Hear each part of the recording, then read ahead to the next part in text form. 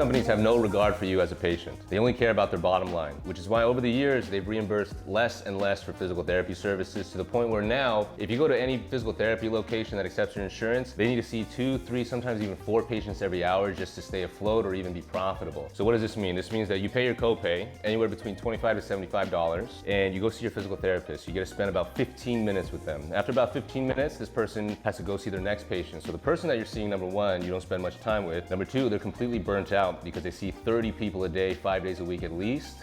And afterward, they end up sending you over to some college student, some aide, let's say, PT aide, to take you through a handful of exercises. Now this person, again, likely a college student, just there to get some hours. They don't really know what they're doing. They don't understand the details of human movement. They're just there to kind of be there. They can get the hours and they can be out of there. They have no investment in you really at all. They do this, you're getting marginally better, if better at all, and then they'll say, hey, why don't we keep you for an extra 15, 20 minutes? Let's throw you on some ice, some heat, some electrical stimulation, things that in the research have proven to have no long-term benefit whatsoever, but they still do this because insurance companies will reimburse for these outdated modalities. Now, they want to see you twice a week for, let's say, 12 weeks. On average, let's say $50 a copay, twice a week, 4 weeks, you're spending about $400 every month, and you're doing that for, let's say, 3 months. So upwards of $1,000 spent for terrible quality of care. You're marginally better, if better at all, and you've wasted a bunch of time, you've wasted a bunch of money, and at the end of those 3 months, you are still in the same amount of pain. It was extremely frustrating to see people not get better. They're